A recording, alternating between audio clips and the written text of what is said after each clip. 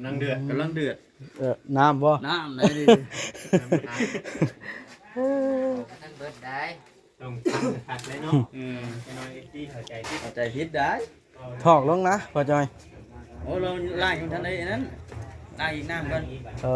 ให้น้องตุ๊กไปเอาน้ ไปไล่เฮ็ดอีกเนาะ ำกว่าสิพบหน้าพ่อตากันบ่แม่นเรื่องง่ายเนาะ รถถู ย้อนผู้ใหญ่เพิ่นเฮ็ดเฮือนให้แล้วนี่จังได้หวนกลับมา นี่ไง พบหน้าพ่อตากันนะเนาะท่านบ่มีเฮือนหลังนี้คือสิหาโอกาสยาก โอกาสพ่อกันยากแล้ว คันสิเมื่ออยู่ เพิ่ พุ่ น น โดนมาแบบคบกันดีมื้อนี้เนาะ แม่นคันสิเมื่อแล้วปัดอยู่พุ่นบ่แม่นแน่ ตั้งใจดิ แม่เพิ่นโดนมาคบกันดีมื้อนี้ ทุกอย่างสวรรค์ลิขิต นะ สำนักจีนแล้วดิเริ่มลามหมดทุนละ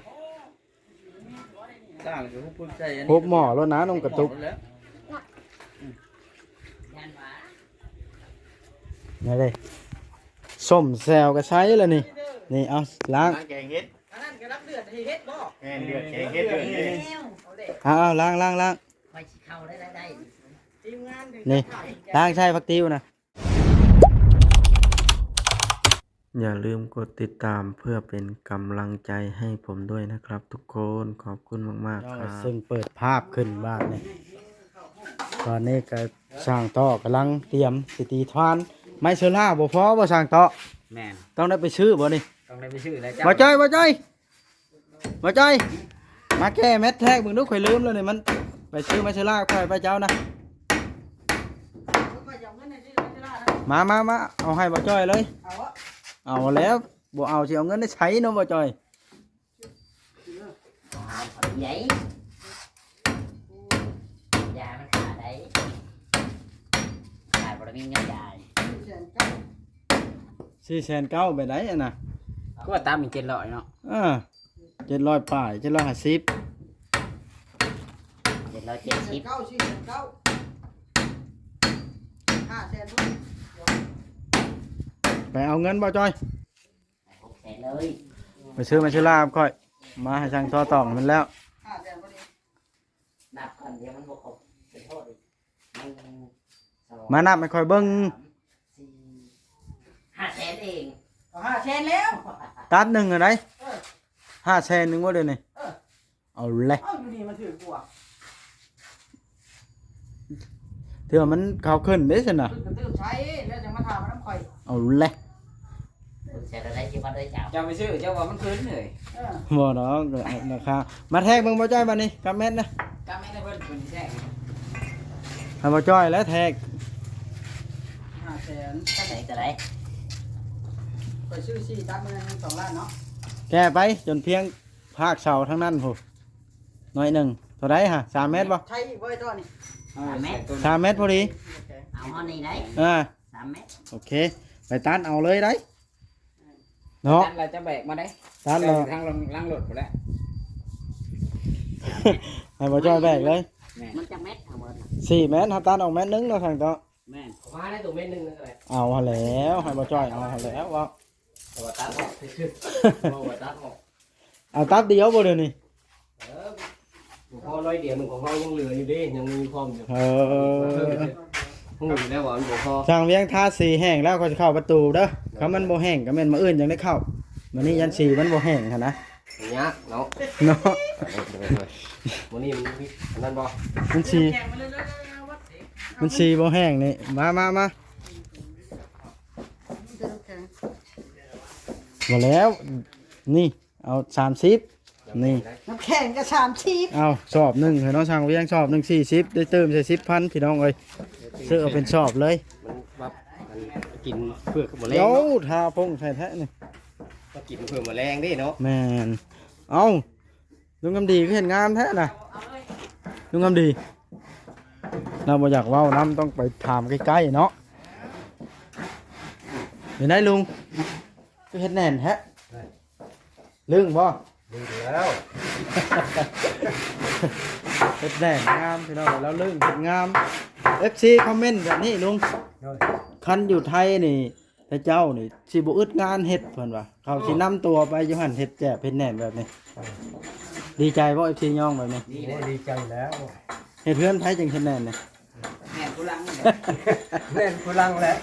คุณมีของอยู่ง่ายแหละ เอาแล้วพี่น้องเอ้ยไปถามป้าแก้วกันแล้วเฮ็ดหยังอยู่ใส่ละใส่ป้าแก้วนะป้าแก้วป้าแก้วป้าแก้วไปสิได้เอาพี่น้องเอ้ยถามป้าจ้อยกันถ้าคลิปจบกันจากสีแลนออกซื้ออันนั้นไม่ซื้อล่าเพราะว่าสร้างเพิ่นยังมีอันหลายอันเฮ็ดอยู่เพื่อตอกพานตอกหยัง เงินได้ป้าจ้อยเด้อเงินเด้อ เงินน้ำป้าจ้อยให้ป้าจ้อยแล้วบ่ ให้ป้าจ้อยเด้อ ไปถามมันน้ำป้าจ้อยเนาะ เดี๋ยวให้เราเลยจ่าย ให้เราจ่ายเห็นอะไรป้าจ้อยว่าสิจ่ายเองนะ แม่น เอามาป้าจ้อย เดี๋ยวนั้นเขาขึ้นราคาเจ้าสิได้ออกเงินแม่ คันเขาขึ้นราคาก็ให้เจ้าออกเงินได้ก็ถือมานับให้ค่อย600,000 โอ้ยนับ600,000ไปนับเอาเองดูได้ พอใจเด้อ ไม่ได้เลย ไป เงินเราไปให้30ไปชื่อน้ำแข็งด้วยป้าจ้อย เงินน้ำป้าจ้อยนะเอามานะไม่30นะ เอาน้ำข่อยนี่เอาตุ๊กไปชื่อน้ำมาเลยนี่น้ำเลยนะป้าจ้อย น้ำนี่ทุกใช้น้ 10,000นั่นเด้ มันก็ความไปเบิ่งทั้งนั้นก่อนเสียงก็กระทึกหนึ่งน้องแท้ถ่ายจบคลิปแล้วจังสีอัน เอาไปให้ นั้นแล้วจังสีไปพี่น้องไอ้บ่จ้อยแล้วถ่าจ้ะเอ้าค่อยละไปเอิ้นหาเจ้าจะเพื่อนจนเมื่อย สั่งสบาย เอ้า เป็นนั่งเพื่อนนั่งเครื่อง ไปเอิ้นหั้นแหล้วว่ามันสวายแล้วเนาะ นี่เดี๋ยวมันเฉย ให้มาเบิ่ง ให้มาเบิ่งสร้างเฮือน หยอกกับแก้วพี่น้องเพราะเพิ่นบ่เศร้าบ่มองสาวมุกกับสาวอันนั้นสาวนวลแล้วก็สาวกระแตอุ้มหลานทางนั้นสาวเทืองจักไปทางไหนแล้วอืม ยังไงเนาะ เอ้าล้างเฮ็ดแกงบ่เดี๋ยวนี้ นั่งเบิ่งนั่งเฮ็ดแกง สวัสดี สบายดีทางนั้นก็ฮ้อนแฮงเนาะอ้าวพักหลายค่อยบอกให้ใส่ถุงยางไว้ให้ค่อยกินกับตำบักหุ่งหวานนี่ ปุ๊บพึกสิเก่งขึ้นเลย ทิ่มกันล่าบาดนี่ไปทั่วพอจอยนะ ทีมนะ บุญอ้าวสิทอดเฮ็ดหรือสิแกงเนี่ยนี่ เก่งใช่หมด แกงเฮ็ดหน้ามาโจ๊ะนั่นละบ่อนพอจ้อยมันตกลงเลยลอง เป็นน้ำกินก็ได้ด้วยนะเป็นน้ำคอย สิแกงหรือสิทอดก็แกงน้ำเอาจุอีกที มาบอสเอ้ย กำลังเดือด กำลังเดือด น้ำบ่ น้ำไหนดิ ท่านเบิดได้ ต้องขัดเลยเนาะจะน้อยที่เข้าใจที่ เอาใจพิษได้ ถอกลงนะพอจอย โอ้เราล่างของท่านได้นั้นล่างอีกน้ำกัน ให้น้องตุ๊กไปเอาน้ ไปล่าเฮ็ดอีกรอบ ำกว่าสิพบหน้าพ่อตากันบ่แม่นเรื่องง่ายเนาะ เนื้อชู ย้อนผู้ใหญ่เพิ่นเฮ็ดเฮือนให้แล้วนี่จังได้หวนกลับมา นี่ไง พบหน้าพ่อตากันนะเนาะฉันบ่มีเฮือนหลังนี้คือสิหาโอกาสยาก โอกาสพ่อกันยากแล้ว พัดสิเมื่ออยู่ เพิ่ พุ่ น น โดนมาแบบคบกันนะดีมื้อนี้เนาะ แม่นพัดสิเมื่อแล้วพัดอยู่พุ่นบ่แม่นแน่ ใจดิ แม่เพิ่นโดนมาคบกันนะดีมื้อนี้ ทุกอย่างสวรรค์ลิขิต นะ สำนักจีนแล้วเด้ กำลังจี เริ่มลามหมดทุนละ ต่างกับผู้ใจอัน พบหมอแล้วนะน้องกระตุก แล้ว นี่เลยส้มแซวก็ใช้แล้วนี่นี่เอาล้าง แกงเฮ็ด อันนั้นก็รับเดือดให้เฮ็ดบ่ แม่นเดือดแกงเฮ็ดเดือด เอาเด้ เอาล้าง ไปสิเข้าได้ ทีมงานถึง นี่ล้างใช้ผักติ้วนะ ต้องทุกเราอยู่เก่าเอง ผักติ้วเอาเรียกเอาตัวผักติ้ว น้องยันน้องตุ๊กบ่อิ่ม เอาเลย แม่นอนตุ๊ก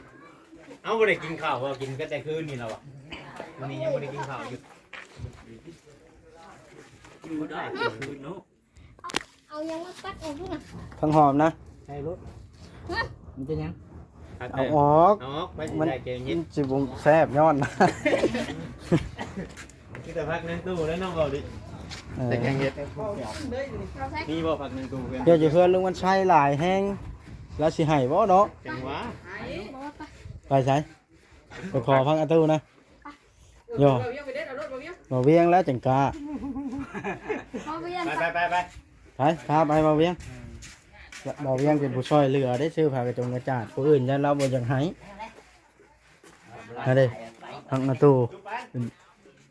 น้ำมันใส่ตัวนี้บ่น้ำ โอ้พักในตู้นี่ เด็ดยืนให้แน่สิดอก นี่น้องทุกมีเรายืนมาให้ในตู้ยืนให้ก็ได้ตู้ปั่นเราก็ได้กินคนสี่เรา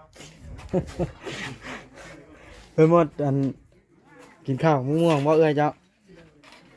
เป็นหยังคือเมื่อยแห้งแท้เด้อนี่ หากินแกงเฮ็ดบ่ มาพ่อของเขาก็เลยไปทำบ้าน โอ้ยบ่สำบายเอาซะ ก่อนบ่เพิ่นนะเพิ่นเบิ่งมันบ่ถูก มันบ่งามเนาะเอาซะนะ เออว่าจังแม่นบ่ ไปบ่จอยเฮานะเวียงเฮานะ อาดิ ถ่ายคลิปจบก่อนบ่ คอยย่างมาเนี่ย คิดไปใช่เด้นี่นะ ไปซื้อไม้ซื้อล่ามาให้เพิ่นมันบ่พอแม่นเบาลิเอาอันลูกหมูยืนมาให้บ่จ้อยนำสิลืมนะ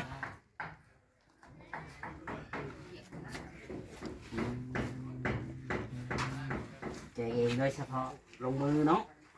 ลงมือเองเลยใส่หยังแน่นี่นะ ใช่หยังแน่ ใส่ไส้หิวดำนี่ก่อน ต้องจ้อยถามบ่จ้อยไปยื้อเอาก็ได้ ยังมัน ไปซื้ออันนี้นะซื้อไม้ซื้อล่าเดี๋ยวนี้ ยังไม่ได้จบกินเอาไปจ้อย ถือไว้หนึ่ง ดู เอาบอกดีบอกว่าไม่จ้ะ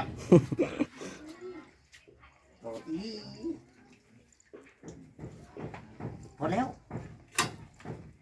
มาจ้อยเจ้าเอาไพ่มา เอาเลยเอามาไผมาขังในห้องพ่อจ้อยเอาซบแดงฮะ มาบ่จ้อย แล้ เป็นโห ว ดดี เอามาอยู่ในเฮือนตั้งแต่เฉพาะนี่เบิ่งไปเบิ่งกันคนมาได้ใช้อันนี้ มาจ่อยคุย สบายดีน้อง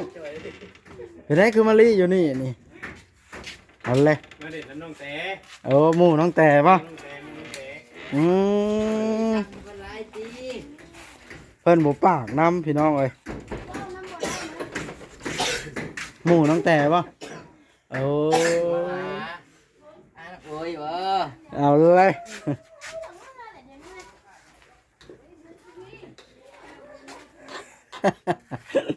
หมู่น้องแต่พี่น้องเอ้ย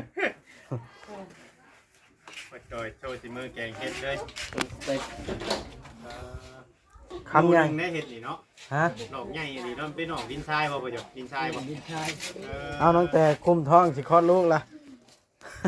ทัน ได้นี่ ฮะ ได้แล้ว เอาเลย บักใหญ่มันออกมา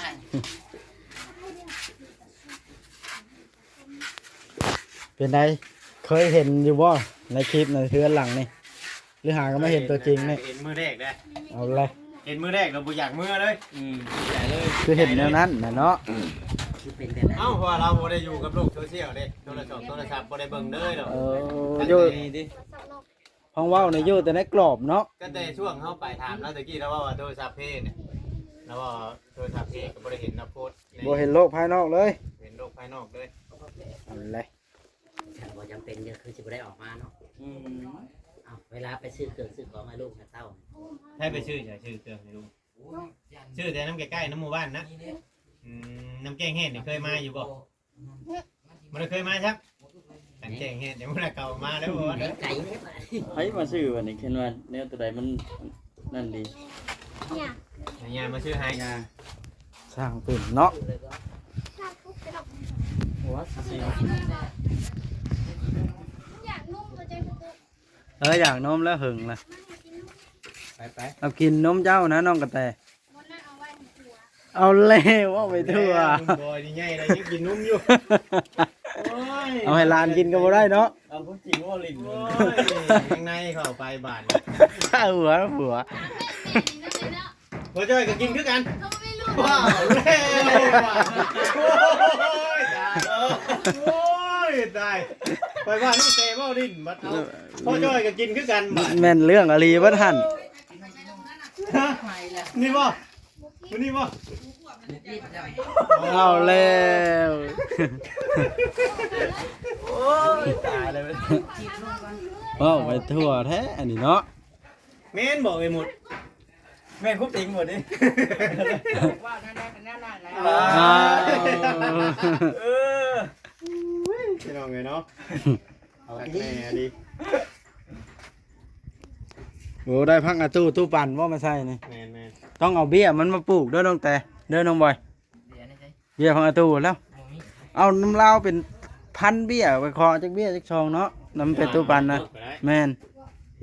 ขอมาบ่ง เอาอันกระสอบปูนน่ะตัดแล้วเอาดินใส่ให้มันสูงหน่อยจังหน่อยมาปลูกตามได้มันอยากเท่านั้นแหละ เอาเลยมีคนอีกบ่หันก็ได้มีอีกบ่หันก็ได้เอาเลยเบิ่งค่อยสิจอบนี่ ก็สิหอม โอ้บ่มีเว้าตัวกันหนุ่มบอย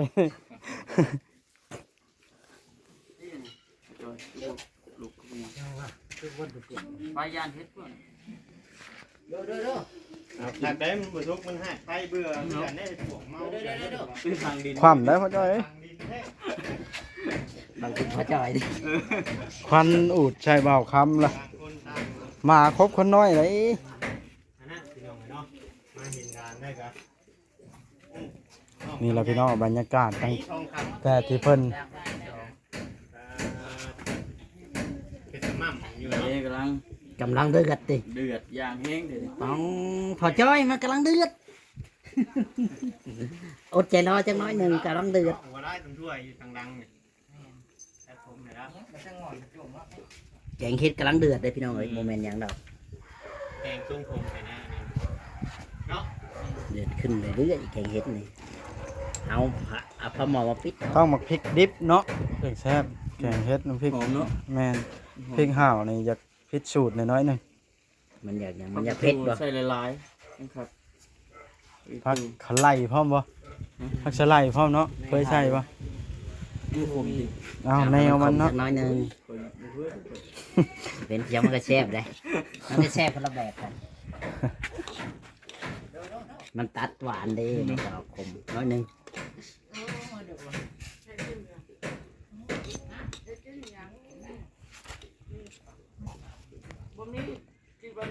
อืม จังเลย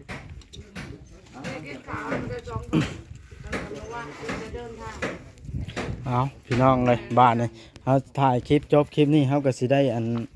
ไป จากบ่ ไปเวียกบัวแมนแต่ว่าลำลาพระจากได้ไปซื้ออันนั้นให้เพิ่นกินข้าวกินน้ำก่อนบาทนะเช้ายังอันนี้บอกค มาก็ใส่ตัวเอง ำจักคอยก็บอกเข้าใจให้กันแดดเนาะพวกคนอยู่เทิงเฮือนนะเบาลี่พวกเอาเลย มีใจอยู่นี่นะ เอาแล้วนี่พี่น้องเครื่องอันนั้นพี่น้องเลยเครื่องครัวอันนี้ซื้อมาให้แม่ตู้แก้วนี่เด้หมักเพชรกับหัวกระเทียมเป็นนวดหงยักษ์ขอยเฮ็ดเพื่อเบาลี่ใส่ลายเด้เนาะนี่ลืมเอาให้เรามาฮอดก็ได้ได้กินน้ำร้อยไผอันนี้ ผมร้อยเจ้าไรสูงฮะ เอาเลย จะกินลอยไทยเนาะเจ้าได้ซื้อมาให้ เอาไม่ตู้แก้วมันยังอันนี้นะ มันฮ้อนนั่งเพิ่นกัน ทุนไปนั่งอยู่เพื่อนกูให้กำลังใจลุงคำดีเฮ็ดเลยเฮ็ดเทือนนะ เจ้า อันนี้นะเครื่องครัวแป้งนัวหมักเพชรกระเทียม ขาดแป้งนัวนี่แหละน้ำกิน นี่แล้วข่อยจากซื้อเข้ามาแล้วเพราะว่านี่ข่อยเห็นตามบางหุ่งว่าเบ้ารีบใส่แป้งนัวเหรอวะข่อยอยากให้อยู่บ้าวะข่อยก็เลยซื้อเข้ามานี่เป็นเงินของผู้ใหญ่พุ่นแล้วเอ้ยตัวลีครับแม่ของวาลีคือเก่า เบิดก็ยังย่างอยู่ในนี่แหละเห็นในนี่แหละเบิดหรือย่างก็ได้ นั่นแหละเจ้าก็บ่ได้เคยเอาเข้าลอกตันไว้จักเทื่อเนาะห้อยไว้แป้งนัวเบิดวานี่น่ะตามบางหุ่งบ่มีข่อยก็เลยคิดเห็น คือได้ขอน้ำเครื่องคือได้ขอ แป้งนัวนะแผ่นข่อยบ่ซื้อเข้ามาบ่มีบ่มานี่ คุณพรมันเย็นให้ ไปลาวบ่มีใส่ให้ไปคอน้ำลาวจะเอากันได บ่ได้อึดเป็นว่ามัน บ่อึดแล้วข่อยซื้อเข้ามาให้มานี่ถุงหนึงคือกัน บ่น้าว่าเทื่องหั่น เอาลาว ว่า ก็ ไม่เท่าเอ้ยเฮาบ่ดอกมันว่า โยแม่นอยู่ดอกเราซื้อมา เจ้าก็ ซื้อเงินคอเดียวเลย เราคนมีน้ำใจเนาะ เอาค่อยก็คือกันนั่นแหละ เอาข่อยก็บ่ได้ว่าเจ้าว่าบ่มีน้ำใจเจ้า เอา ก็ แบ ได้ บแบบบ่มีหยังก็มาขอให้เราได้มีนะ เด้อเด้อเอามีหยังหักแพงแบ่งปันเนาะป้าเนาะ โ ค่อยกับมันนะบ่นั่นกันเลย เอาปัตเตอร์เป็นได้เห็นเฮือนแล้วนี่ ค่อยว่างามที่บ่าวเวียงขาวใช่เนาะแห้งข้างเนาะ ทาสีใช่นะ ถ้าสีขาว เดี๋ยวเพิ่นทาสีแห้งแล้วค่อยสิติดบานให้เบิ่งเด้อบาดนี่สิงามซำใดเด้อ เจ้าอะไรติดบ้าน ไว้ใจไผไว้ใจบ่จ้อยบ่ จังอาจสบาย ไว้ใจบ่จ้อยบ่ เขาเห็นหลังบ่อนดึงบ่เข้า อันนี้ง่ายบ่ ง่ายอันนี้ แจ้พร้อมบ่ ก็พักตัวใหญ่จะบอกว่าเขาคือจะอัดกลับรถ แจ้บ่ เจ็บตะกี้ค่อยบ่จักในเหตุใดก็อัดได้ค่อยก็บ่ได้ฮู้จะบอกมันดิ ก็ได้อัดพร้อมกัน เฮ็ดแนวนี้เนาะว่าหั่นเด้ข้อยก็เลยอัดเลยแต่ทิ้งมันอัดบ่ได้เป็น เบิ่งเด้อวิธีอัดต้องอ้าวน้องกระตุกได้ชุดขนชุดมาเลยบ่เดี๋ยวนี้ให้เลยได้ชุดเด็กน้อยชุดแรกเกิดเนาะไปขึ้นรถเฮาไปก็เด้อบัดนี้ไปแก้วไปถามเบาอีหลีก่อนเพิ่นได้หยังมายอมมานี่ มีได้ ว่าดอกสิบ่มีแนวสูตรสั่งคำดียอมเนาะ ผมจะโพ เดินตะโพก็แพ้ดีละฮะไปออกไปน้ำกันเบัดชามนี่นะไปมาขึ้นรถเอาพี่น้องคลิปนี้ก็ได้จบคลิปลงก่อนไปเบัดชามบาทเลยชวนเบาเลยพี่น้องโอเคเด้อพี่น้องเด้อคลิปนี้จบซ้ำนี้แหละเนาะ